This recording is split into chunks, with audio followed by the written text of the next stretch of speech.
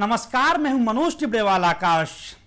एक मुलाकात में आज हमारे साथ हैं बेहद खास शख्सियत और देश के जाने माने शायर वसीम बरेलवी साहब।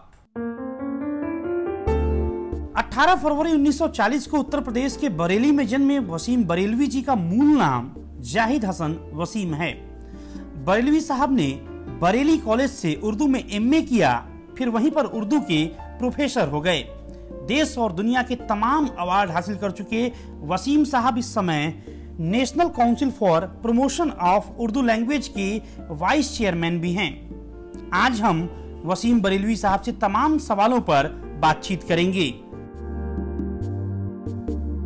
वसीम साहब, आपका स्वागत है दूरदर्शन की इस खास पड़ताल एक मुलाकात में। बहुत धन्यवाद, बहुत शुक्रिया। आपके पूर्वज मुरादाबाद में जमींदार थे, फिर कैसे आपका लगाव शायरी से हुआ? देखिए, मेरे जितने बुजुर्ग थे इसमें कोई शक नहीं कि ज़मींदार ख़ानदान, जागीरदार ख़ानदान से ताल्लुक़ रखते थे, मगर मेरे ख़ानदान के अंदर इस जागीरदारी के साथ साथ इल्म और अदब की भी रिवायत रही और सूफ़ी लोग भी रहे उसके अंदर।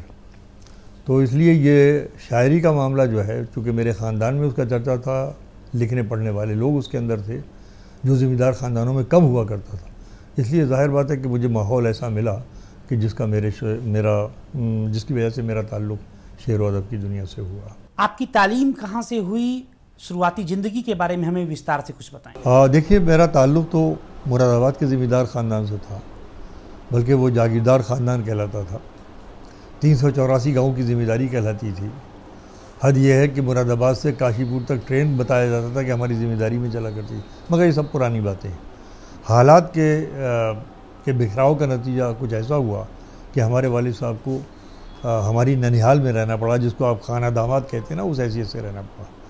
तो जाहिर बात है कि जो बाप के घर में बच्चों की अहमियत होती है वो ननिहाल में नहीं होती। चुनाचे जो इब्तदाई ज़िंदगी के उतार चढ़ाव थे उनके अंदर काफ़ी चुभन और काफ़ी कड़वाहटें जो थी वो हमारे साथ चलती रही, लेकिन हमारी तालीम सारी की सारी बरेली में हुई। और बरेली में आपने जैसा कि बताया भी कि वहाँ पर यूनिवर्सिटी में टॉप किया मैंने, और उसके बाद फिर नौकरी का सिलसिला शुरू हुआ, तो संभल भी रहा मैं, और उसके बाद आपके दिल्ली यूनिवर्सिटी में भी रहा, फिर मैं बरेली कॉलेज पहुँच गया। तो तालीम से लेकर और नौकरी तक मेरा जो कहना चाहिए अमल का दायरा है वो दिल्ली, बरेली, संभल और आखिर में फिर बरेली ही मुंतकिल हुआ। लेकिन शायरी की वजह से मेरा रिश्ता बाहर की दुनिया से जुड़ता रहा, और जुड़ते फिर ये आया कि बरेली मेरी कर्मस्थली ज़रूर थी, मेरा मैदान अमल ज़रूर था, मगर मेरा ताल्लुक़ पूरी दुनिया से कायम होता चला गया। तो ये इब्तदाई ज़िंदगी के बारे में थोड़ी बहुत बातचीत है। बरेलवी साहब, आपको मुशायरों की कामयाबी की ज़मानत माना जाता है। किस किस तरह के आप गीत, गज़ल और दोहे पेश करते हैं? अब इतने मुख्तसर वक्त में 55 साल की ज़िंदगी को समेटना तो आसान बात है नहीं, लेकिन ये ज़रूर है कि मैं जिस दिन से डाइस पर दाखिल हुआ, उर्दू डाइस के ऊपर और बाद में हिंदी डाइस पर भी, तो मेरी एक कोशिश ज़रूर रही कि जो अदबी क़दरें हैं उनका एहतराम किया जाए और उनको कायम करने में किसी भी लोकप्रियता के मामले में, शोहरत के मामले में कमज़ोर समझौता न किया जाए। ये मेरा पहले दिन से कोशिश रही मेरी, और आज तक मैं इसके ऊपर कायम हूँ। आदमी के पास दुनिया तक पहुँचने के अब आज तो बहुत से ज़रिए हैं, लेकिन उस वक्त दो ही ज़रिए थे कि या तो रिसाले के ज़रिए, पत्रिका के ज़रिए पहुँचिए, और या फिर मंच के ज़रिए पहुँचिए। तो उसकी अपनी कुछ विवशताएँ हैं पत्रिकाओं की और रसाइल की, और मंच के अपने कुछ मुतालबे हैं। अब मंच में बहुत से लोग लोकप्रियता के लिए, शोहरत के लिए, मकबूलियत के लिए समझौते कर लेते हैं। मैंने आज तक एक मिसरे का, एक लाइन का समझौता जो है पूरी ज़िंदगी में नहीं किया। जो मैंने अपने एतबार से, अपने सोच के एतबार से, जो मैंने आला अदबी तख्लीक हो सकती है, साहित्यिक सृजन हो सकता है, मैंने उसको निभाने की कोशिश की है। हो सकता है कि उससे बहुत से लोग इत्तेफाक करें या न करें, मगर सस्ती शोहरत के लिए मैंने जो अदब की आला कदरें थीं उनको कभी नज़रअंदाज नहीं किया। ये मेरी कोशिश ज़रूर रही। अगर आप हैरत करेंगे तो मैं आपको उस ज़माने की गज़लें कुछ सुनाता हूँ, चूँकि आपने जिसकी तरफ इशारा किया है कि जो बिल्कुल इब्तदाई ज़माना होता है, जबकि आदमी को पूरी तरीके से शऊर भी नहीं होता है, लेकिन ऊपर वाले का करम ये था कि मेरे पास एक सोचा समझा जहन था कि मुझे किस रास्ते पर सफ़र इख्तियार करना है। तो मेरा उस ज़माने के शेर हैं कि साहब, दुआ करो कि कोई प्यास नज़र जाम ना हो, वो ज़िंदगी ही नहीं है जो नातमाम ना हो, जो मुझ में तुझ में चला आ रहा है सदियों से, जो मुझ में तुझ में चला आ रहा है सदियों से, कहीं हयात उसी फासले का नाम ना हो। अजीब शर्त लगाई है एहतियातों ने, अजीब शर्त लगाई है एहतियातों ने कि तेरा ज़िक्र करूं और तेरा नाम ना हो। ये शायरी मैं उस वक्त पढ़ रहा था। मैं कुछ इस तरह जिया हूँ कि यकीन हो गया है मेरे बाद ज़िंदगी का बड़ा एहतराम होगा। क्या बात है। ये तमाम चीज़ें, ये बिल्कुल इब्तदाई शायरी है। और ये शायरी लेकर मैं डाइस पर आता हूँ, स्टेज पर आता हूँ, और उस वक्त जो कुछ शायरी पढ़ी जा रही थी उससे मुख्तलिफ थी, उससे अलग थी। बहुत ज़्यादा कामयाबी भी नहीं मिली, कभी कभी बिल्कुल खामोश सुनते रह गए लोग। लेकिन जब मैं उन्हीं इलाकों से दोबारा बुलाया गया जहाँ मैं मजमे को खामोश छोड़ाया था, पूरी तरीके से हंगामा नहीं हुआ था, तो मुझे लगा कि नहीं, मेरी बात 5, 7, 10% लोगों तक पहुंच रही है। और ये वो लोग हैं जो मैटर करते हैं, इसलिए कि अगले साल बुलाया जाता था फिर वहीं पर। तो इससे एक तक़वियत मिली, एक ताकत मिली, एक हौसला मिला कि इस सफ़र को जारी रखना चाहिए। और मंजिल भी ये नहीं थी। अगर हमने सोचा कि डाइस रिजेक्ट कर देगा तो घर बैठ के लिखने पढ़ने का काम करेंगे, पढ़ाते रहेंगे कॉलेज के अंदर, हमारी मंजिल जो है मुशायरा नहीं है। मगर जब मैंने देखा कि इतना बड़ा प्लेटफार्म और इससे इतना बड़ा काम लिया जा सकता है, तो मैं एक मिशन के तौर पर मैंने इस चैलेंज को एक्सेप्ट किया। बरेलवी साहब, उर्दू के प्रति आपकी लगाव को देखते हुए सरकार ने आपको national council for promotion of Urdu language का वाइस चेयरपर्सन भी नियुक्त किया है। यहाँ आप करना क्या चाहते हैं? जब मैं यहाँ पर मैंने ज्वाइन किया था 1.5 साल 15 साल पहले, तो उस वक्त national council for promotion of Urdu language का बजट 23 करोड़ था। आज 60 करोड़ हो चुका है। ये 60 करोड़ बजट बेवजह नहीं हो गया। इसके पीछे national council for promotion of Urdu language की कोशिशों को दखल है कि उन्होंने इतने काम फैला रखे हैं उर्दू की तरक्की के हवाले से। हमसे पहले जो लोग यहाँ पर रहे, उन्होंने इसकी बड़ी मजबूत बुनियादें रखी, और सिर्फ उर्दू के काम को किताबों तक महदूद नहीं रखा, रसायल तक महदूद नहीं रखा, आला किताबों तक महदूद नहीं रखा, बल्कि आप हैरत करेंगे कि national council for promotion of Urdu language के साथ कई चीज़ें ऐसी जुड़ी हुई हैं जो अनकन्वेंशनल हैं, आज के ज़माने की ज़रूरत है, कंप्यूटरी ऐज की ज़रूरत है। आज तकरीबन 1200 सेंटर पूरे हिंदुस्तान के अंदर, जिसके अंदर कंप्यूटर सेंटर्स और अरबी डिप्लोमा और certificate course centres, Urdu diploma और सर्टिफिकेट कोर्स सेंटर्स ये कायम हैं। तो आप समझिए कि कितने बड़े पैमाने पर इसका काम हो रहा है। इधर अभी गुज़िश्ता दिनों में हमारे यहाँ बहुत कामयाब कोशिश हुई है कि 4 वेबसाइट खोले गए और उसके अंदर उर्दू लर्निंग, कंप्यूटर लर्निंग इन उर्दू और उर्दू लर्निंग कंप्यूटर, ये उसका डिजिटल लाइब्रेरी, इसके अलावा और बहुत सी चीज़ें हैं जो बहुत जल्दी सामने आने वाली हैं। अभी उनको बताने से फ़ायदा नहीं है, लेकिन कोशिशें जारी हैं कि उर्दू को मौजूदा हिस्सियत से जोड़ने के लिए, आज के ज़माने के तकाज़ों से जोड़ने के लिए, कंप्यूटरी निज़ाम से जोड़ने के लिए, और ख़ास तरीके से जो कंप्यूटर सेंटर्स काम कर रहे हैं, वहाँ पर जो अरबी मदरसों से पढ़े हुए बच्चे निकलते हैं, उनको रोटी रोज़गार से जोड़ने के लिए जो कोर्सेज़ हमारे यहाँ शुरू किए गए हैं, जिसके नतीजे में बच्चों को मुलाजमतें भी मिल रही हैं, ये एक बड़ा इनकलाबी कदम है। नौजवान आजकल सफलता के लिए शॉर्टकट अख्तियार कर रहे हैं, क्या आपको लगता है यह सही है? जाहिर बात है कि इसको सही तो कभी भी नहीं कहा जा सकता, लेकिन इतनी कहना चाहिए प्रतिस्पर्धा बढ़ी है पैसे को लेकर, मादियत को लेकर, कि उसमें नैतिकता कहीं पीछे जा रही है। जब आपके मकसद बदल जाएंगे, जब आपके ध्येय बदल जाएंगे, आदर्श बदल जाएंगे, तो यही अंजाम होगा। इस हिंदुस्तान की तहजीब में सदियों के दिए हुए आदर्श हैं, और मैं आपको बताऊं कि इसको बहुत गौर से सोचना पड़ेगा।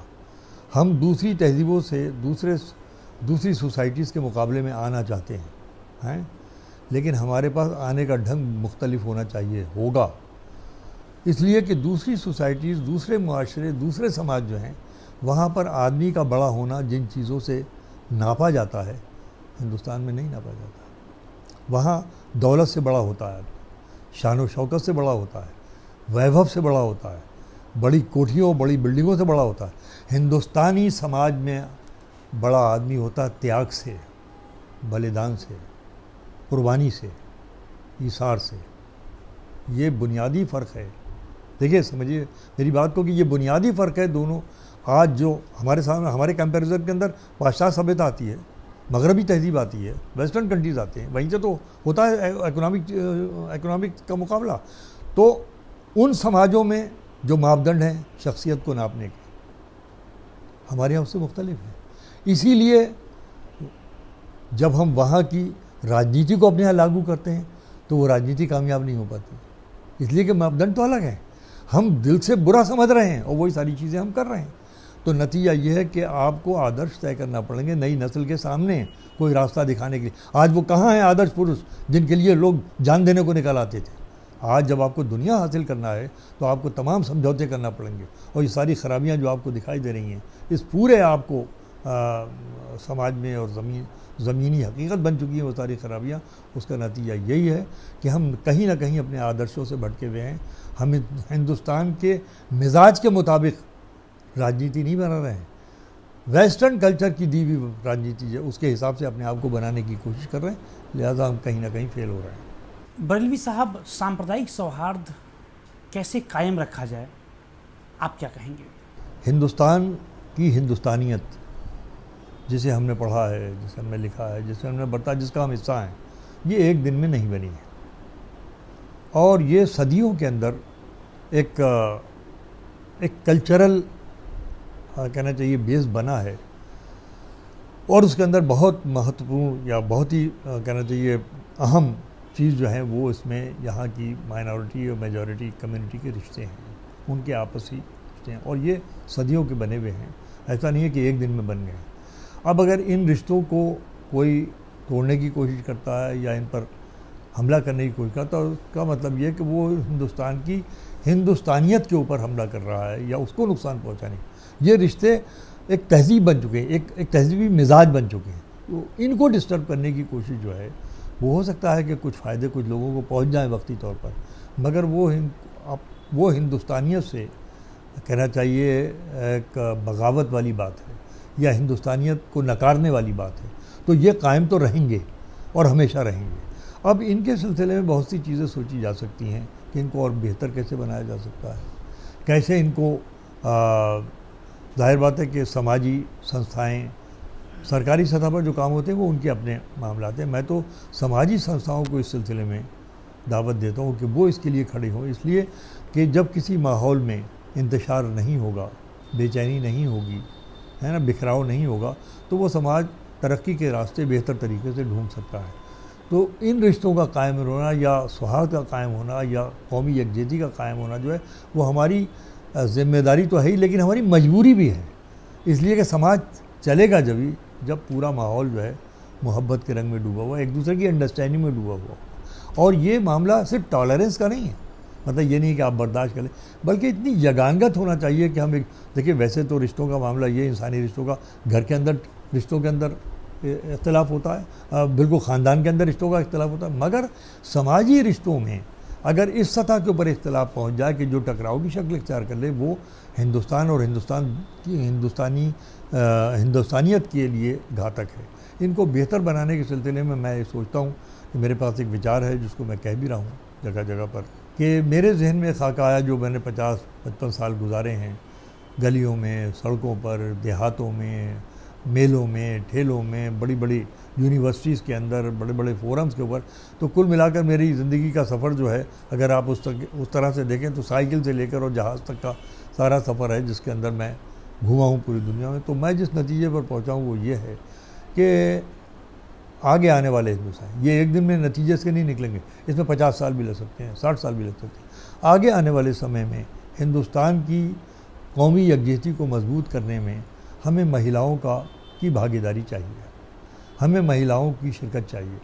उनकी हिस्सेदारी जितनी इसमें बढ़ेगी उतना मैं समझता हूँ कि हम हिंदुस्तान के मुस्तकबिल का बेहतर मुस्तकबिल का ख्वाब देख सकते हैं। अब आप पूछेंगे कैसे? देखिए 10-12%, 15% औरतें जो शहरों में, बड़े शहरों में रहने वाली हैं, उनमें तो आपस में एक दूसरे के लिए इंटरेक्शन भी है, संवाद भी है, किसी ना किसी लेवल के ऊपर, सोशल लेवल पे कायम है।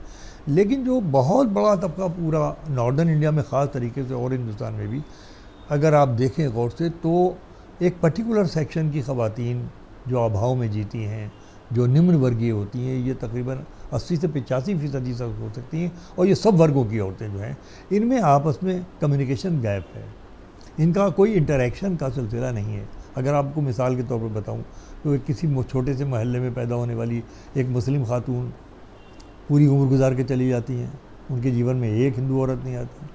वाइस वर्सा किसी हिंदू लोकेलिटी के अंदर आप देखिए पूरी उम्र गुजार के चली जाती हैं, एक मुस्लिम औरत उनके जीवन में नहीं आती।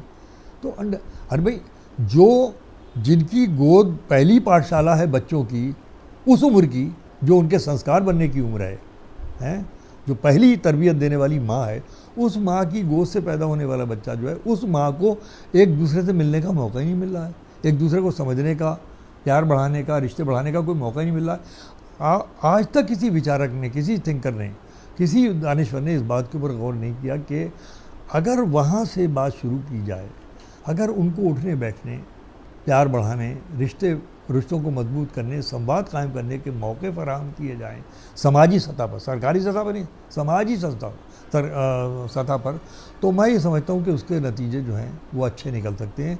इसलिए कि जब उनमें संवाद बढ़ेगा तो एक दूसरे को समझेंगी, जब एक दूसरे को समझेंगी तो जो एक तरह की तालीम दी जाती है अपने बच्चों को, चारों सेक्शंस की औरतें एक तरह की जो शिक्षा देती हैं, तो उस शिक्षा से वो बच्चे का जहन बचेगा, और बचपन से उसके जहन में जो फासले की बात पैदा होती है, फ़र्क की बात पैदा होती है, उसमें ज़रूर कमी आएगी।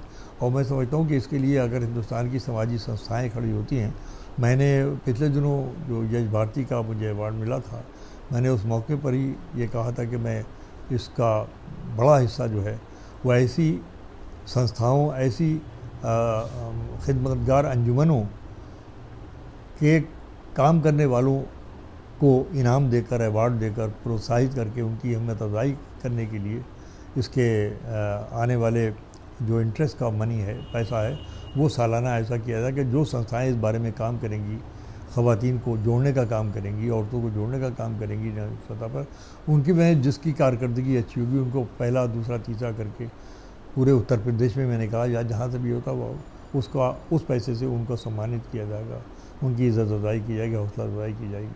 अभी आपने उत्तराखंड में जो भारी आपदा आई उसमें भी सहयोग किया है, कैसे आपने सहयोग किया? असल में मनोज जी, मैं 21 जून को मुझे life time achievement award India Urdu society Qatar की तरफ से दिया जाना था, तो मैं उस तकरीब में शिरकत के लिए दोहा गया था। वहाँ हमारे एम्बेसडर संजीव अरोरा साहब भी थे, और हमारे वहाँ के कतर के मिनिस्टर, कल्चर मिनिस्टर थे मूसा, जैनुल मूसा, वो भी मौजूद थे, उन्हीं के हाथों वो अवार्ड दिया गया था।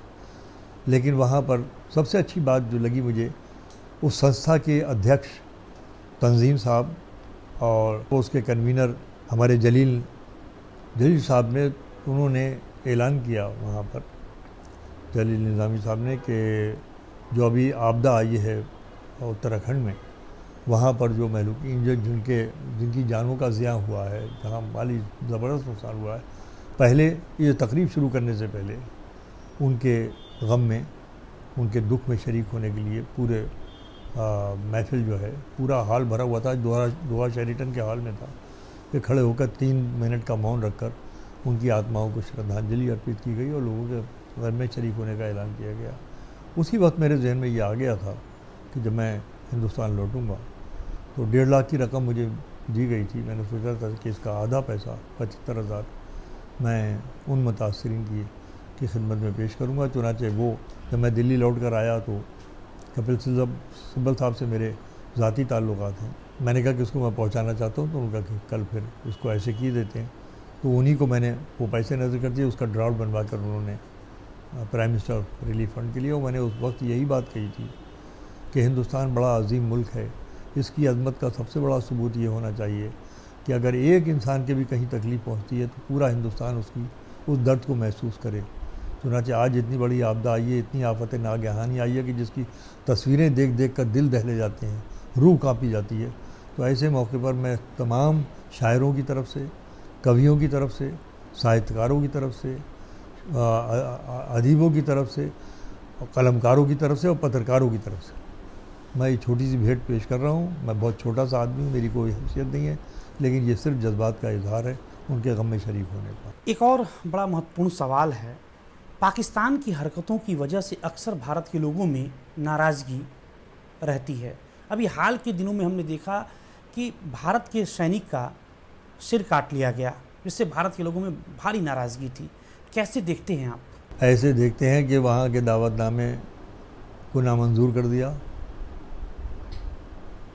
इससे ज़्यादा तकलीफ दे क्या बात होगी कि हिंदुस्तान के अंदर यहाँ ऐसी हिंदी संस्थाएं मौजूद हैं जो वहाँ से लोगों को बुला रही थीं और इस फासले को कम करने के लिए 2 साल से कोशिश थी।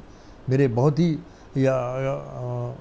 अभिन्न और बहुत ही प्यारे अजीज़ हैं प्रवीण शर्मा जी, इंदौर में 2 साल से मेरे मशवरे से पिछले साल से उन्होंने एक प्रोग्राम शुरू किया जिसमें पाकिस्तान के, सऊदी अरब के शायरों को बुलाकर उज्जैन में, इंदौर में, भोपाल में प्रोग्राम किए। और इस वक्त भी तैयारी हो चुकी थी वहाँ से बुलाने की। जब यह हादसा हुआ तो उनका टेलीफोन आया कि वसीम भाई, हम तो साहित्य के ज़रिए, अदब के ज़रिए लोगों को जोड़ने की कोशिश कर रहे हैं, अब इतना बड़ा हादसा हो गया, अब इसके बाद क्या गुंजाइश रहेगी। मैंने कहा आप बिल्कुल सही कह रहे हैं, लिहाजा माफ़ी मांगी गई कि भाई इन हालात के अंदर। तो जाहिर बात है कि फ़नकार के तकलीफ़ के इजहार के वो तरीके नहीं हो सकते जो राजनीतिक के होते हैं। हमारा अपना तरीक़ा है, शायरी के ज़रिए भी रिएक्ट किया जाता है और मतलब ये लोगों को एहसास दिलाया जाता है, और जो हमारे जज्बात और ख़यालात से इत्तेफाक करने वाले वो इत्तेफाक करते भी हैं इस चीज़ से। पहले की तुलना में 21वीं शताब्दी में इंटरनेट के जरिए गज़ल और शायरी आम लोगों तक तेज़ी से पहुंच रही है। किस तरह देखते हैं इसको? ये एक बहुत बड़ी इनकलाबी चीज़ हो रही है, इसमें कोई शक नहीं कि मैंने जैसे आपको बताया था कि जब हम दाखिल हुए थे इस दुनिया में तो हमारे पास 2 माध्यम थे, 2 ज़रिए थे कि या तो हम मंच के ज़रिए जाएं या पत्रिका के ज़रिए जाएं, किताब के ज़रिए जाएं। ये पूरा सफ़र गुज़रा, हमने देखा कि साहब वो दुनिया के सामने शायरी आना चाहिए, लेकिन फिर भी उसकी रसाई जो थी वो रात को बैठ के, रात 4 बजे तक लोग बैठ के सुनते थे, लेकिन फिर भी दायरा महदूद था। लेकिन जब से ये इंटरनेट आया और इसके ज़रिए जो शायरी फैलना शुरू हुई तो आज हमें तजर्बा होता है कि कितनी बड़ी क्रांति आई है, कितना बड़ा इनकलाब आया कि 3-4 बजे तक हम नौउम्र लड़के और लड़कियों को देखते हैं जो उर्दू भाषी भी नहीं है, लेकिन वो इंटरनेट के ज़रिए इतना वाकिफ़ हो चुके हैं शायरी से कि वो शेरों का जिक्र करते हैं, ऑटोग्राफ लेते हैं, बैठे रहते हैं सुनने के लिए। तो मैं समझता हूँ कि शायद न किताब पहुँचा सकती थी ऐसे और न जनाबिली मंच पहुँचा सकता था ऐसे, जिस तरीके से इंटरनेट ने इस वक्त उर्दू शायरी को पूरी दुनिया में पहुँचाया हुआ है। आप इधर शेर कहते हैं, पूरी दुनिया में जो शेर पसंद करने वाले लोग हैं। और शेर की तो आलम ये हो गया कि अगर आप तमाम ज़ुबानों का, हिंदुस्तान की तमाम ज़ुबानों का लिटरेचर, बहुत बड़ी चीज़ है, बड़ा लिटरेचर है, बंगाली के पास है, हिंदी के पास है, उड़िया है, आपकी मराठी है, गुजराती है, तमाम ज़ुबानें, पंजाबी है, उर्दू है, लेकिन इस शायरी का जादू कुछ ऐसा चला है कि आप भी मुझसे ज़्यादा बेहतर तरीके से जानते हैं कि पार्लियामेंट से लेकर और आम जलसों और प्राइवेट महफिलों तक, प्राइवेट सोशल फंक्शंस तक कोई जगह ऐसी नहीं जहाँ पर उर्दू शायरी इस्तेमाल ना हो रही है, जहाँ उर्दू के शेर का हवाला ना दिया जा रहा हो। ये इसकी मकबूलियत का मैं समझता हूँ पीक है।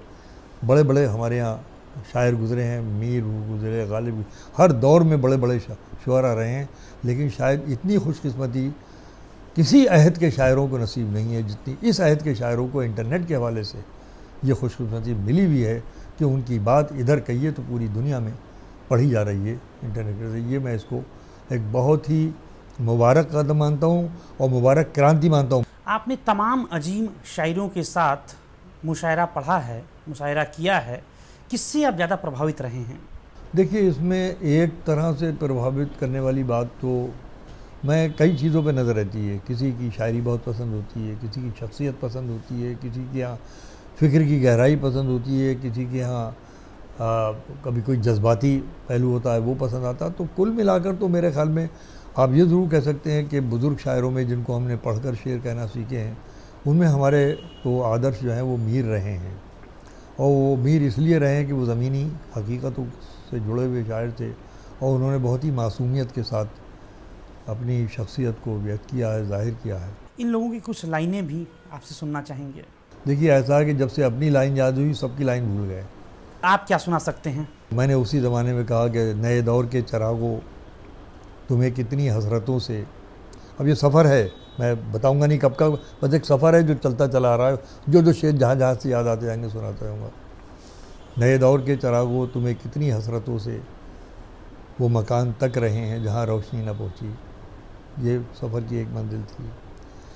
उसके बाद और आगे बढ़ते हैं, वसीम रूठ गए वो तो रूठ जाने दो, वसीम रूठ गए वो तो रूठ जाने दो, ज़रा सी बात है बढ़ जाएगी मनाने से, ज़रा सी बात है बढ़ जाएगी मनाने से, ज़िंदगी है और दिले नादान है, ज़िंदगी है और दिले नादान है, क्या सफ़र है और क्या सामान है।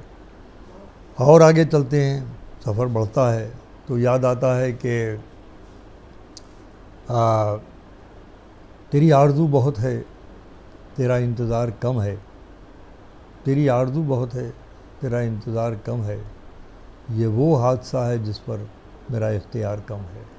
मैं ये हवादिसे ज़माना बड़ी दूर ले गए हैं, ये हवादिसे ज़माना बड़ी दूर ले गए हैं, मुझे अपनी ज़िंदगी से ये नहीं कि प्यार कम है। आखिरी सवाल आपसे जानना चाहेंगे, जो नौजवान आपकी तरह शायर बनना चाहते हैं उनको आपकी सलाह क्या होगी?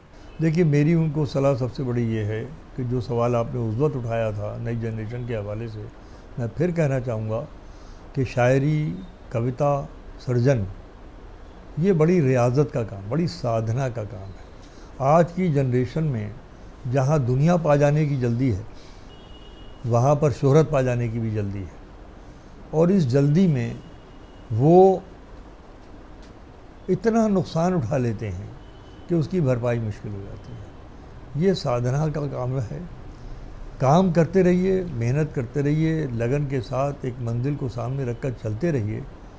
अगर आपके फ़न में सच्चाई होगी, आपके फ़न में गहराई होगी, आपके फ़न में टिकने की सलाहियत होगी, तो ज़माना खुद आपके पीछे भागेगा। बहुत बहुत शुक्रिया वसीम बरेलवी साहब, दूरदर्शन से इस खूबसूरत बातचीत के लिए। तो ये थे देश के जाने माने शायर वसीम बरेलवी साहब, जिन्होंने अपने जीवन के तमाम अनछुए पहलुओं के बारे में हमें बताया। अगले सप्ताह आपसे फिर मुलाकात होगी, ठीक इसी समय आपके अपने लोकप्रिय कार्यक्रम एक मुलाकात में देश की एक और बड़ी हस्ती के साथ। तब तक नमस्कार।